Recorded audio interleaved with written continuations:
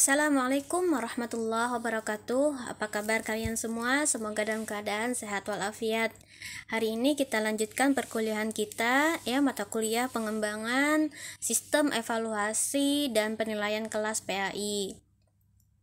Baik, hari ini kita akan melanjutkan pelajaran kita yang pada minggu-minggu yang telah lewat kalian sudah belajar cara menentukan dan merancang desain pembelajaran mulai dari tujuan pembelajaran, kemudian materi, strategi, dan akhirnya penilaian kelas.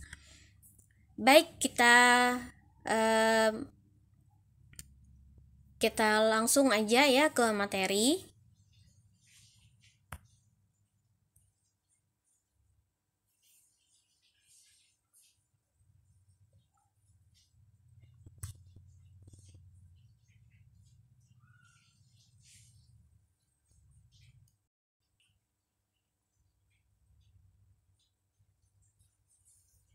Nah, ini adalah RPP yang kalian buat ya.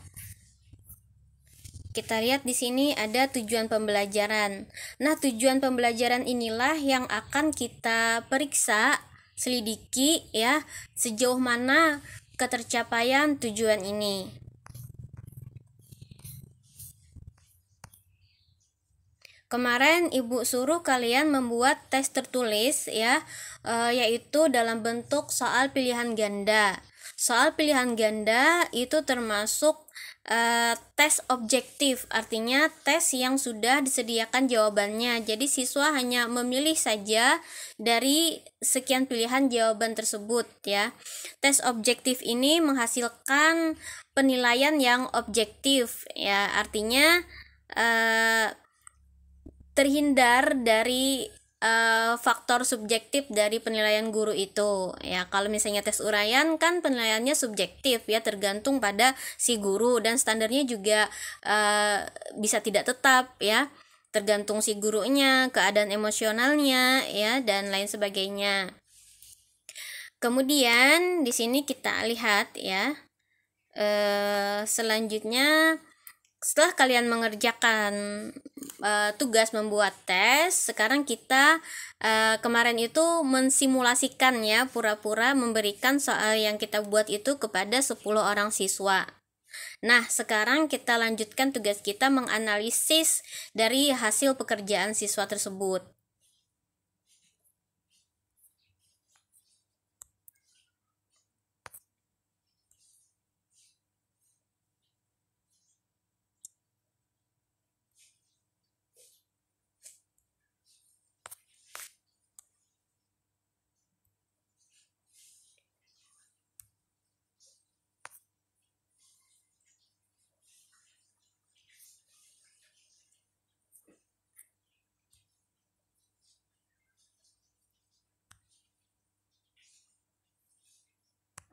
Nah, kita lihat di sini ya, sebelumnya kita kembali membahas masalah validitas dan reliabilitas.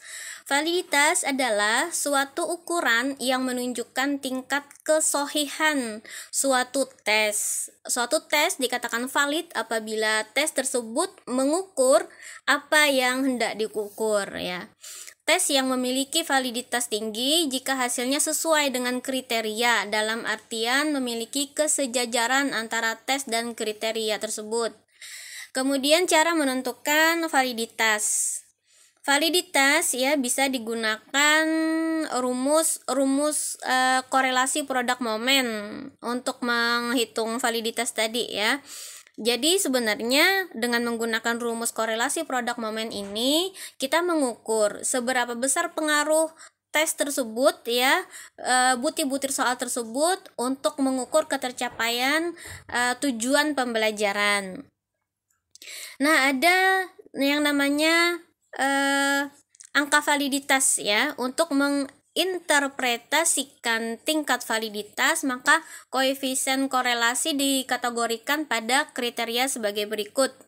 Ada kriterianya sangat rendah, rendah, cukup, tinggi, dan sangat tinggi. Itu menurut Suharsimi Arikunto ya. Bisa kita lihat di situ angkanya, angka koefisien korelasi adalah mulai dari 0 sampai dengan 1,00 ya. Semakin tinggi koefisien korelasi, maka semakin valid juga sebuah instrumen tes tersebut. Di sini ada kriterianya ya.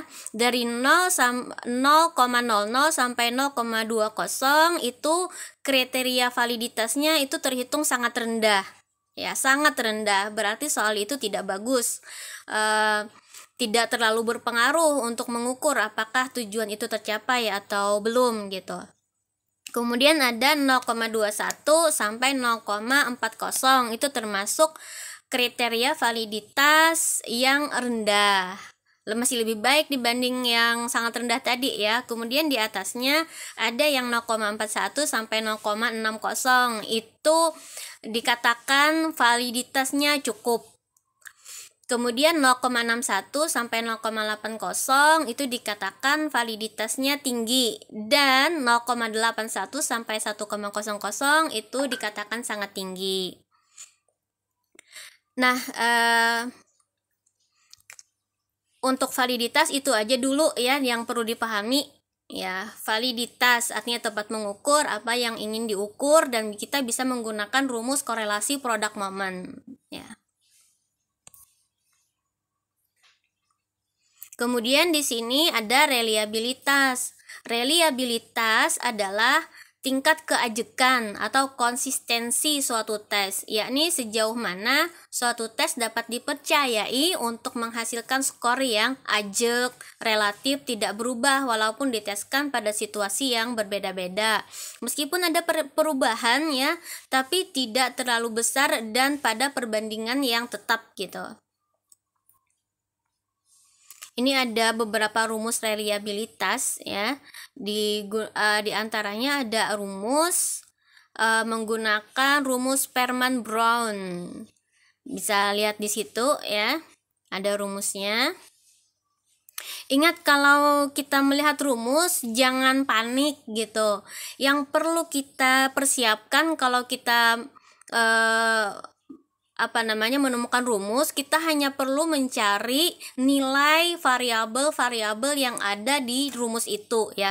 Setelah kita mengetahui nilai antara variabel dalam rumus itu, tinggal masukkan ke rumus aja ya, baru ada operasional matematikanya di situ.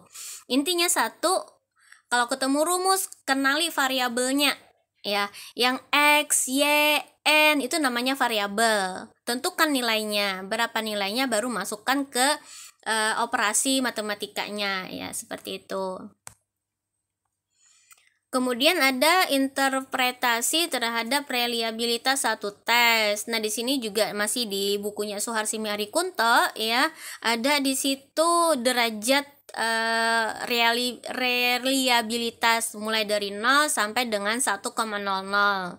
Ya, kurang lebih sama aja kayak tadi ya. Ada 5 kriteria mulai dari sangat rendah, cukup, tinggi, dan sangat tinggi. Baik, itu aja dulu yang perlu diperhatikan dalam validitas dan reliabilitas ya. Nah, bisa kalian lihat di situ ya, ada diagram sasaran busur panah, sasaran panah gitu ya. Biasanya validitas dan reliabilitas itu digambarkan dengan sasaran panah seperti ini ya. Bisa kita lihat pada gambar yang pertama itu gambar yang menjelaskan bahwa tes itu tidak reliable dan tidak valid, di mana di situ titik-titik hitam ya letaknya tersebar dan tidak mengenai target utama yang ada di pusat itu, di tengah itu ya. Jadi pas pada lingkaran itu kan dibagi 4 kuadran. Maaf, ada kuadran atas sama kuadran bawah ya, ada kuadran positif dan negatif.